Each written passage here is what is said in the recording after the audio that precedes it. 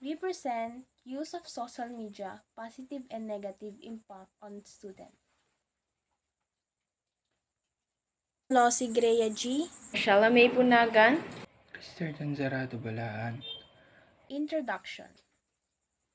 College students are daily exposure to this media. Social medias, there are many advantages, but there are some drawbacks as well negative individuals. False information may influence how people learn system to feel and incorrect advertising in an organization. Social networking can harm society by reducing productivity. Some pointless plugs can invade people's privacy, influence violently inclined teenagers, and exert some inappropriate behaviors. Social media usage is advantageous, yet should only be used in moderation to avoid addiction. Even though social media has a negative effects on college students, but also social media also helps in their projects, lessons, especially in the research paper. Social media helps students to gather information needed to their educational.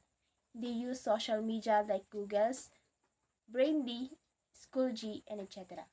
It was hypothesized that using social media is not about posting pictures, creating videos, and communicate to other person, but it also helpful to educational activities of performance of the colleges. This study aims to know positive and negative impact of social media to study. In this paper, we are trying to explain the positive and negative impact of using social media to a student. Objectives of the study. The main objectives of the study are mentioned below. To determine the profile of students using social media for education, to identify the use of social media on education of students, to determine the positive and negative impact of social media on education of students, determine various social media have negative impact on education, how social media change the perception of students regarding to their education. The statement of the problem. This study aims to identify the use of social media on education. This study will focus on positive and negative impact of social media on students. This study aims to know the following. What is the profile of the respondent in terms of age, sex, and year level? What are the positive and negative impact of social media in educational? If there is a positive impact of social media on a student. Methodology. Respondents. The respondents of the study is composed for the students of College in Computing Studies, in Information Communication Technologies, Business Processing Outsourcing. All of these participants was selected through random sampling. This sampling method is conducted where each methods of a population capability to become part of a sample.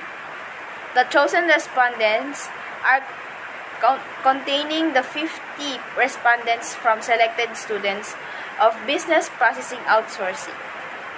The Section 2A, Business Processing Outsourcing, and 2B, Business Processing Outsourcing, those students was chosen by the researchers because they are stable and applicable to the study. Data gathering technique. The printed questionnaire and Google Forms was used as the main gathering instrument. The instrument to be prepared focuses on answering the statements of the problem and the objectives. The use of social media on education and its positive and negative impact of the social media. The questionnaire must be distributed to the respondents. The data gathering instrument and instructed to scale ranging from 1 to 4, which is 1 is strongly disagree, 2 disagree, 3 is agree, and the last is strongly disagree. This legend will help researchers to finalize the result of the conduct data gathering. Data gathering procedures. After establishing the validity and reliability on how gathered data, formulation question appropriate for the study and all doing necessary modification, to chosen respondents. 50 copies of questionnaire and one Google form link distributed will be successfully complete and returned. Result. The result of the study, social media promotes self-distracted learning, which prepares students to search for answer and make discussion independently. Proper uses of social media in school of students have a big impact on outcome or output of their task. As the result of this study, it says their positive impact of social media on students when using it properly. In today's generation, most of the students use social media in doing their tasks by researching answers and searching unfamiliar words. Summary of findings. The researchers have gathered 50 BPO students of Isabela State University Kawayan campus who each are within 19 to 23 years old by the use of random sampling techniques and researching find out that most of the respondents use social media for their education. They, they use social media on searching answers, searching unfamiliar words, and quickly submitting requirements. Social media also helps students to motivate them to do their tasks in school and also fostered and nurtured the knowledge of skill in the student. The researcher also find out that there is a positive and negative impact of using social media on students. Some of the respondents experience bullying of social media. They also use social media on exposing wrongdoing of someone. That social media reduce the time of expending students to their tasks before they spend more time on social media. Conclusion. Social media has a positive impact on students' education, but in using social media improper has a negative impact on students. The results suggest that using social media in good ways had a good result, but in using in a bad ways has a big consequence.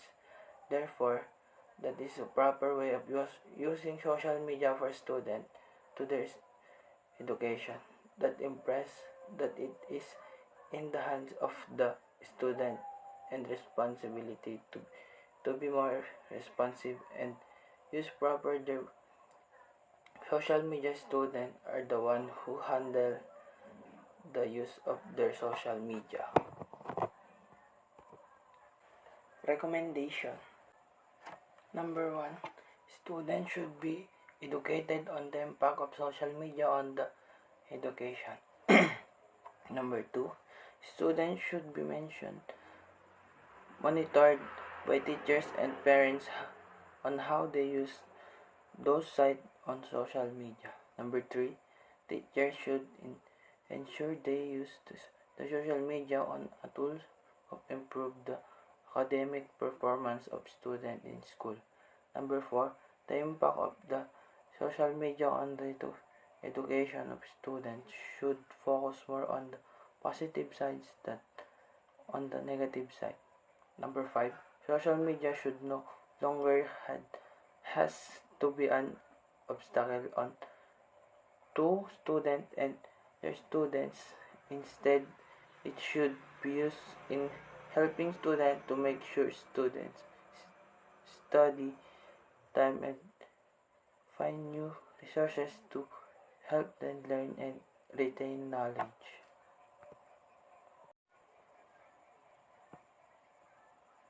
Number 1. Students should be educated on the impact of social media on the education. Number 2. Students should be monitored by teachers and parents on how they use those sites on social media. Number 3. Teachers should ensure they use the social media on a tool of improve the academic performance of students in school.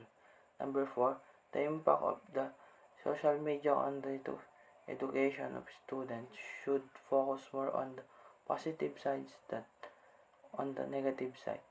Number 5, social media should no longer has to be an obstacle on to students and their students. Instead, it should be used in helping students to make sure students study time and find new resources to help them learn and retain knowledge.